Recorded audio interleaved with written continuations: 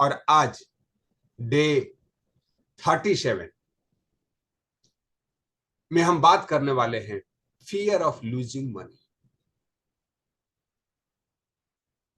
पैसा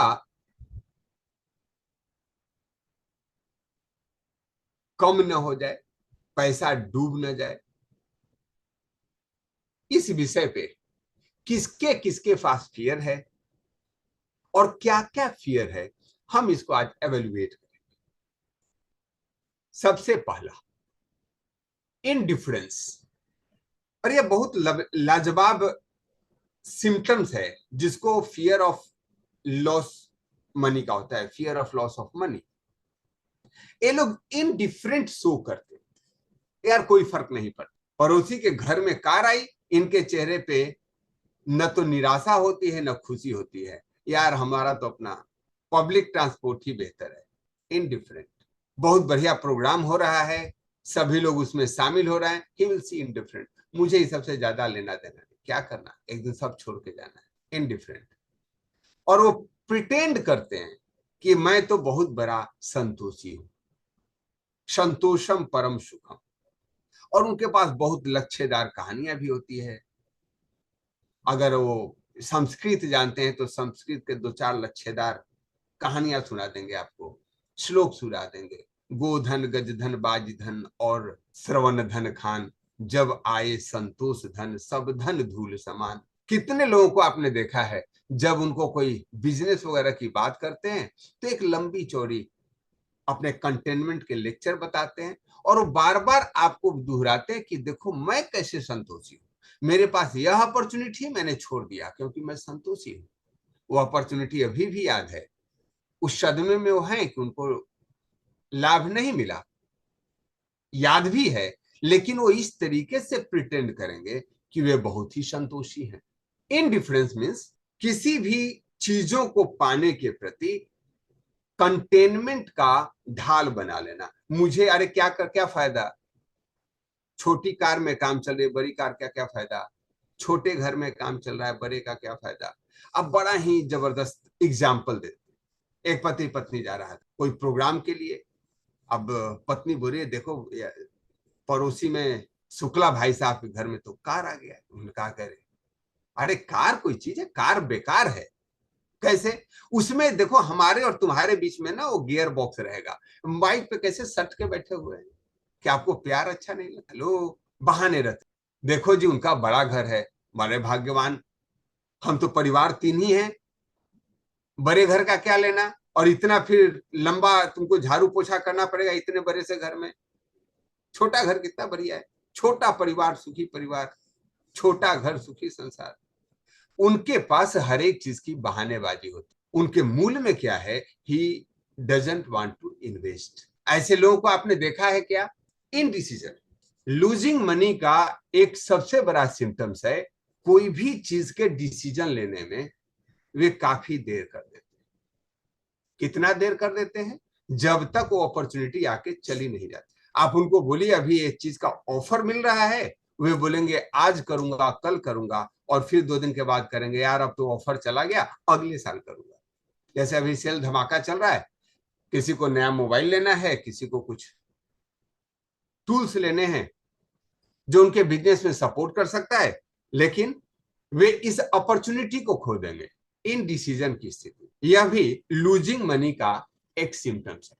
थर्ड होता है डाउट। उनको हर एक अपॉर्चुनिटी में एक संदेह सदैव बना रहता है। मैं ये नहीं कहता हूं कि संदेह नहीं करना चाहिए, फुल एनालाइज कर लीजिए, लेकिन जब एक बार एनालाइज करके डिसाइड कर लिए तो फिर वापस डाउट मत कीजिए। दुनिया में वे लोग ठगे जाते हैं जो लोगों पे शक करते हैं, लेकिन जो सब पे शक करते हैं वो जीवन में कभी उन्नति नहीं कर पाते।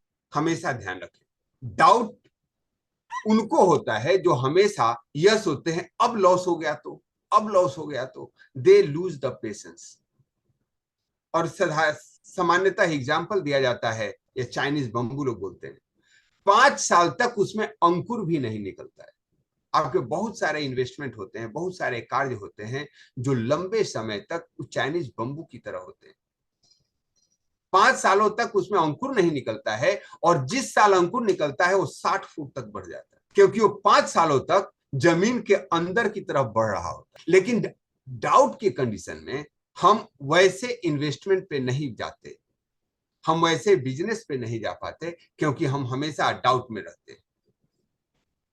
एक और उनके गुण है वरी, हमेशा चिंता में रहते हैं, और जब भी वे आपसे बात करेंगे तो उनके पास चिंता की लकीर रहेगी। यार बड़ा घर किस लिए रखना, इस बिजनेस में क्या पैसा लगा है, तुमको चल रहा है, पता है दुनिया में क्या हो रहा है, वर्ल्ड वार होने वाला है, क्या करना है नया चीज सीख करके, वर्ल्ड वार होने वाला है, रहेंगे तब तो। ऐसा कितने लोगों को सुने, कुछ सीखने की बात कहिए तो दिन सुबह से लेकर शाम तक इजराइल और ईरान के बारे में सुनेंगे, और शाम में कहेंगे अब क्या फायदा, अब तो दुनिया खत्म होने वाली। अनवांटेड वरी, और बहाना क्या बनाएंगे, नया चीज सीखना नहीं है, नया इन्वेस्टमेंट नहीं करना है, नया बिजनेस नहीं करना है, नया मेहनत नहीं करना है। मूल में है जो मेरे पास है वो समाप्त नहीं हो जाए, लूजिंग मनी। एक ऐसे ही व्यक्ति बोल रहा था, हम जा रहे थे एमएमआई की ट्रेनिंग के लिए, मतलब चलो एमएमआई की ट्रेनिंग हो रही है मुंबई में। अरे सर क्या फायदा आप एमएमआई का ट्रेनिंग लेकर के, अब तो वार होने वाला है। मैं बोला पैसे कहाँ रखे हो, बैंक में। बोला उससे क्या फायदा, वो तो रह जाएंगे बैंक में, कुछ सीख लोगे तो अगले जन्म में भी काम आ सकता है। हेलो, जो भी चीजें आप सबकॉन्शियसली सीख लेते हैं वो जन्म जन्मांतर तक काम आता है, आपके बैंक का पैसा काम नहीं आता। So invest in yourself. कितने लोग इस बात से सहमत हैं? आपके अंदर का आप स्वयं पे जो इन्वेस्टमेंट करते हैं वह जन्म जन्मांतर तक काम आता है। ओवर कॉन्शियस, ये लोग बहुत ज्यादा प्रोटेक्शन लेते हैं, किसी चीज की इंक्वायरी इस हद तक करने लग जाते हैं कि उसमें जब तक कोई निगेटिव चीजें ना निकाल लें तब तक उनको चैन नहीं। किसी बिजनेस के परिप्रेक्ष्य में एक से बात कर रहा था, यार ये बिजनेस तो है लेकिन इसमें पैसे नहीं है, ग्रोथ स्लो होगा। अरे प्रोडक्ट बहुत बढ़िया है, या आपको स्वास्थ्य का ध्यान रखता है, नहीं नहीं सर ग्रोथ कम होगा, पता है वो इनकम फास्ट नहीं। फिर उनको कहा गया इसमें तो डायनेमिक बोनस इंट्रोड्यूस हो रहा है। अरे डायनेमिक बोनस सर देखिएगा लीगल है कि नहीं है, इससे इनकम, हाँ इनकम तो ठीक है लेकिन देखिए लंबा चलेगा या नहीं चलेगा। These all are symptoms of over consciousness. जो सामने होता है एक स्टेप अगला जरूर सोच लेगा, जब तक सोच करके नहीं बताएगा। और मूल में क्या है, he don't want to take decision, he doesn't want to take decision, that's all. Fear losing money. Next is procrastination. Procrastination टाल मटोल की आदत किसके पास होती है? Fear of losing money. ध्यान रखिए, ये लोग कहां टालते हैं कोई भी चीज को, अगर पैसे से लेना हो तो इनके पास प्रोक्रेस्टिनेशन रहेगा, आज नहीं कल कर लेंगे, आज नहीं कल कर लेंगे। और कहीं फ्री का सेल लगा हो, लंगर चल रहा हो, तो एक लंबी लाइन में वो सबसे पहले मिलेंगे लगे हुए। प्रोक्रेस्टिनेशन नहीं था, जब लूजिंग मनी सामने था, कुछ पैसा इन्वेस्ट करना पड़ सकता है, तो वो प्रोक्रेस्टिनेट करना सकता। तो उसके बेस में लूजिंग मनी का फियर है, जो प्रोक्रेस्टिनेशन के रूप में, टाल मटोल के रूप में सामने आता है। कितने लोगों को क्लियर हो रहा है? जब चीजें मुफ्त में मिलती है तो पहले लाइन में लगे मिलते हैं, लेकिन जहां पैसे इन्वेस्ट करना होता है उस समय उनके पास बहुत सारे कार्य रहते हैं। दिक्कत ये नहीं है कि वो प्रोक्रेस्टिनेट कर रहे हैं, दिक्कत ये है कि अंदर सबकॉन्शियस में fear of losing money. The fear of losing money is a state of mind. यह आपके सबकॉन्शियस में बैठ जाने की वजह से अलग अलग तरीकों से दिखता है, और हम मूल में समझ नहीं पाते हैं कि बेसिकली यह फियर ऑफ लूजिंग मनी है। The fear of losing money is a state of mind, nothing else, but it is sufficient to destroy one's chances of achievement in any undertaking। कोई भी कार्य के पहले उसको समाप्त करने के लिए सबसे विषाक्त हथियार है। किया क्या जाए? Successful people do not bargain with life of poverty. ध्यान रखिए, जितने भी सफल लोग हैं वह गरीबी से बार्गेनिंग नहीं करते। If the circumstances are not favourable they will create circumstances. Shri Acharya Sharma का एक स्टेटमेंट, मनुष्य परिस्थितियों का दास नहीं उसका निर्माता होता है। सक्सेसफुल लोग परिस्थिति के हिसाब से डिसीजन नहीं बदलते हैं, वो परिस्थिति को बदल देते हैं। दे चेंज द सर्कमस्टांसेस। अब बात है कि इतने सारे सिम्टम्स तो हैं, इससे बचा कैसे जाए, इससे पार कैसे पाया जाए, क्या क्या तरीके लगाया जा सकता है, इसका सॉल्यूशन क्या है फियर ऑफ लूजिंग मनी का। तो सबसे पहला, financial education. You can write down in the with pen and paper, क्योंकि मैंने इसका स्लाइड नहीं बनाया। सबसे बड़ा पहला सॉल्यूशन है फाइनेंशियल एजुकेशन। हमारे यहाँ पैसे कमाने के लिए तो खूब शिक्षा दी जाती है, लेकिन पैसों की शिक्षा नहीं दी जाती। फाइनेंशियल एजुकेशन का कस्टम नहीं है हमारा, क्योंकि हम लोग अभी भी मैक्सिमम मैकाले की नीति को फॉलो करते हैं शिक्षा पद्धति में, जिसका उद्देश्य सिर्फ भारत में क्लर्क पैदा करना था, नौकर पैदा करना था। और यही मानसिकता अभी भी मैक्सिमम जगहों पे है कि हम बच्चों को इसीलिए पढ़ाते हैं कि पढ़ के नौकरी करेगा। कितने लोग इस बात को सहमत? पैसे से पैसे कैसे बनाते हैं, इसकी शिक्षा किसी एकेडमिक में नहीं दी जाती, क्योंकि वहां नौकर तैयार किया जाता है। इसीलिए फाइनेंशियल एजुकेशन आवश्यक है। जब भी कभी मौका मिले, फाइनेंशियल एजुकेशन जरूर लीजिए। तो पहला चीज फाइनेंशियल एजुकेशन लेना है। Second point is set clear financial goal.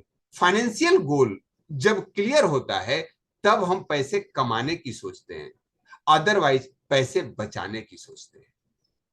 This is the difference between investment and saving. Invest वही लोग करते हैं जो क्रिएट करना चाहते हैं। और आप लोगों ने बचपन में एक गरीब किसान की कहानी सुनी होगी। किसान को के पास कुछ अनाज था, दुर्भिक्ष आने वाला था, उसने सुन रखा था अकाल पड़ने वाला है, उसने उस साल खेती नहीं की। पैसा अनाज को जमीन में डाल दूंगा, नहीं फसल हुआ तो, और जो उसके पास पर्याप्त अन्न था वो पूरे साल खाने के लिए नहीं था। आपको इन्वेस्टमेंट करना होगा when you want to grow. जो लोग बैंक में पैसा रखते हैं वे हर एक साल 7 to 8% का लॉस करते हैं। कितने लोग इस बात से सहमत हैं? जो लोग इन्वेस्टमेंट नहीं करते, क्योंकि महंगाई का दर 10% से ज्यादा बढ़ता है और सेविंग अकाउंट में 3 से 4% का इंटरेस्ट आता है, और आपको बैठे बैठे 5 से 6% का नुकसान हर एक साल होता है। Next point, diversify your investment. अलग अलग जगहों पे आपको इन्वेस्ट करना चाहिए। Check your expenditure. आप जो खर्च करते हो वह एक्सपेंडिचर है या इन्वेस्टमेंट है, यह समझ आपको डेवलप कर। अगर आप नौकरी करते हैं और बड़ी गाड़ी खरीद रहे हैं तो एक्सपेंडिचर है। रिच डैड पुअर डैड के राइटर रॉबर्ट कियोसाकी ने अपने बुक में लिखा है, रिच डैड उसके जो पापा हैं वो छोटे से अपार्टमेंट में रहते हैं और उनका दुकान बड़ा है, और जो इसके पुअर डैड हैं पापा, जो नौकरी करने वाले हैं, वो बड़े बंगले में रहते हैं और उसका वो ईएमआई भरते हैं। आपका एक्सपेंडिचर, आप एसेट बढ़ा रहे हो या लाइबिलिटी बढ़ा रहे हो, दोनों में अंतर है। एसेट और लाइबिलिटी क्या है? एसेट वह चीज होता है जिससे आपको पैसे आते हैं, और लाइबिलिटी क्या होता है? जो आने से आपके पैसे जाते हैं। नौकरी करने वाले जब ही पैसा आता है ईएमआई पे बड़ा सा घर ले लेते हैं। परिवार 2 है लेकिन घर 4 BHK है। क्यों? क्योंकि सैलरी आ रही है, और उस सैलरी का 80% होम का ईएमआई में चला जाता है। और आपसे बात क्या करेंगे? कल परिवार बढ़ेगा तो बड़ा घर लगेगा। अभी शादी नहीं हुई है, शादी होगा, परिवार बढ़ते बढ़ते 10-12 साल लगेंगे, लेकिन उसके पहले वो ईएमआई पे करना शुरू कर दे। बिजनेसमैन ऐसा नहीं करते। 2 आदमी है तो 1 कमरे का मकान उनके लिए काफी, लेकिन वो दुकान को बढ़ाते हैं, और वो जब उस स्थिति में आते हैं उनके पास कई गुना घर लेने की संपत्ति होती है। ये जेंटलमैन, अगर चीजें समझ में नहीं आ रही हो तो सीक प्रोफेशनल हेल्प। आप प्रोफेशनल हेल्प ले सकते हो।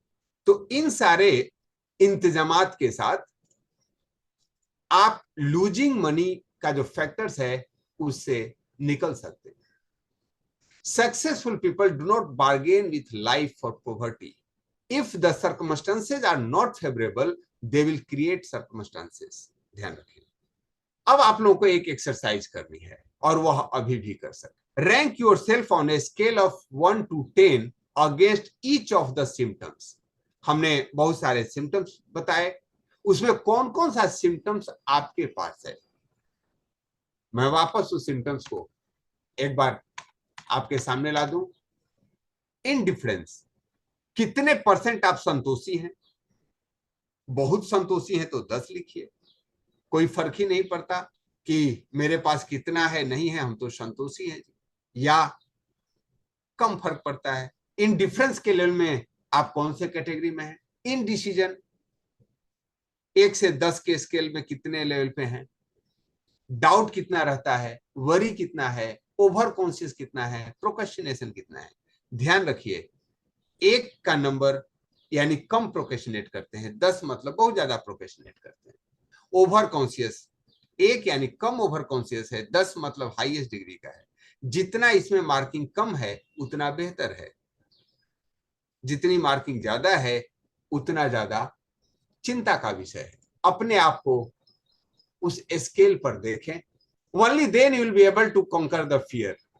तभी आप अपने इस भय पे काबू पा सकते। नाउ अगले सेशन में हम लोग देखेंगे फियर ऑफ क्रिटिसिज्म पे कैसे काबू किया जाए, इसके सिम्टम्स क्या है, इस पे बात करेंगे। Thank you so much.